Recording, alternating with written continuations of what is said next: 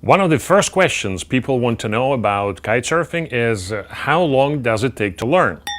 And it's a very reasonable question. In fact, I recognize two sides to this question. One has to do with your part. How many hours, how much time should you invest in learning anything there is to learn about kitesurfing? And the other side, the other part is about taking classes with a kitesurfing professional. Okay, now let's focus on this side because, quite frankly, this one can get expensive. Or not. So, most of our students, they usually start riding, I mean, they do the water start, they come on the board and start riding, start moving downwind on the second, maybe on the third day, maybe on the fourth day of training. Okay? Now, being able to get on the board and start riding is not a finish line. It's not an end of the story. In fact, if you take a look at this list over here, you see this is what it takes to become what we call an independent rider. This is when the students begin to feel comfortable on their own. Okay, this is when actually you can fire your kitesurfing instructor. But you see, the list is rather long, and being able to ride is nowhere near the bottom of that list. So to complete the list, it usually takes another day or two. Okay, so putting the numbers together, usually for most people, it takes between 3 to 6 sessions with a kitesurfing instructor on the water. Now, put it differently, assuming that a kitesurfing session lasts between 2 and 4 hours, then we're looking at the timetable between 10 hours and 20 hours. Okay, those results are typical for the most of us, for the most people, but there are also extreme cases. In one extreme scenario, people start riding on a day one. Yes, there are people, quite a good deal of those people. Frankly, if you want to know the number, it probably, in my experience, it's about 1 in 3. Okay, so every third person, like 33% of our students, they start riding on a day one.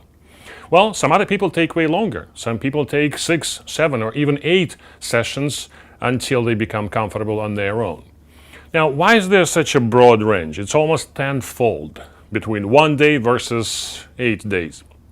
Well, let's face it, we all are different. You know, even though we all are humans, we all have 2 eyes and 2 ears and 1 nose and 2 legs and two arms, but we all have different backgrounds, we all have different experiences, we all have tried different sport activities, we all have different age, we all learn at a different speed, at a different pace.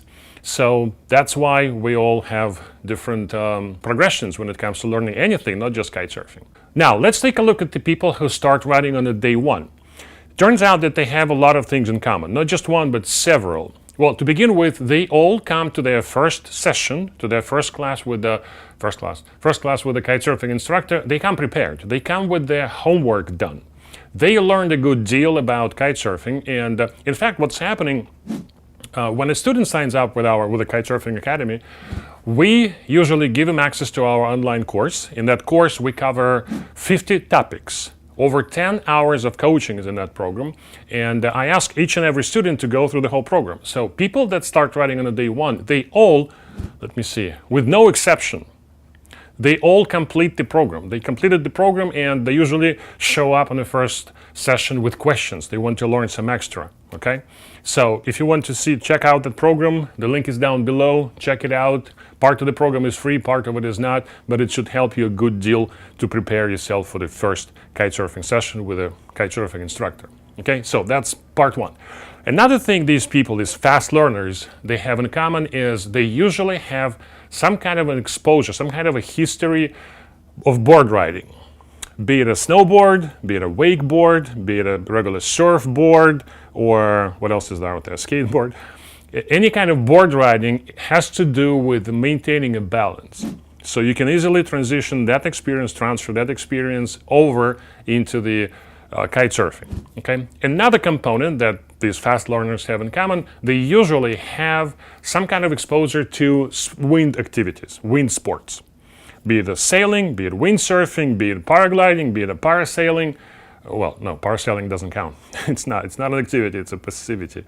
So people who know a little bit about the wind, about the theory of the wind, about how sail works, how the wing works, how the parasail works. It's not a parasail, it's a parachute works. Those people, they usually have an understanding of the overall dynamic, okay, the dynamic in kite surfing. So if you have any of those, then kudos, it's a good contribution, it's a good starting point, but if not, you will learn. Now, if you're curious how much time will it take for you, specifically for you, given your conditions, your situation, your skills, your abilities, then we have a little self-evaluation, self-assessment test. It's a bunch of questions we put together, and the test is adaptable. So based on your answers, I will give you my opinion as to how much time will it take for you, specifically for you. Okay, the link is down below. Check it out. It's free, no obligations of any kind. Just go ahead, check it out, and you'll find out how much time will it take for you to learn to kite surf. Now, there is one more thing I wanted to share with you, the thing that may set you back on your timeline, on your learning timeline, a good deal. The thing is different or variable wind conditions. Imagine this. Let's say you took a class or two, a session or two with a kitesurfing instructor, and the conditions were perfect. You know, the wind was easy breezy, the water was flat, the wind was consistent, and you got used to these conditions, and you learned a couple of things, and you feel comfortable doing certain activities, certain things in kitesurfing. Imagine that the next time you're out there, the wind is different. The wind has changed. The wind got stronger. Not only it got stronger, but it got turbulent. So there are gusts, there are lulls. And the whole paradigm is different now. Not only the wind is different, but also when the wind gets stronger, we usually opt for smaller kites. And smaller kites, they are like completely different animal. They fly faster, they turn quicker, they turn in a smaller radius, and they use a little bit of input on the control bar to start moving, to start turning. So for you, it will be like a completely different animal. Okay. Also, the wind usually brings waves. So imagine that you've been practicing on a flat water, and now there are waves rolling on shore. There is a wind chop, and your two-dimensional playground suddenly became a 3D monstrosity. So this could set you back on the timeline a good deal. Technically, I would even say maybe a whole day, maybe even 2 days. Well, 2 probably it's too much, but a whole day of training. So when you select weather conditions for your kitesurfing sessions with a kitesurfing instructor, be mindful about the weather conditions, be mindful about the change in the environment. Now, if you want to learn a couple of tricks on how to learn faster, how to learn quicker, then check out the video. We have another video dedicated to that question. It's somewhere here. The link is down below. That's a wrap for this one, guys. Thanks for watching. Get out there, have fun, and be safe. And I will see you in the next video.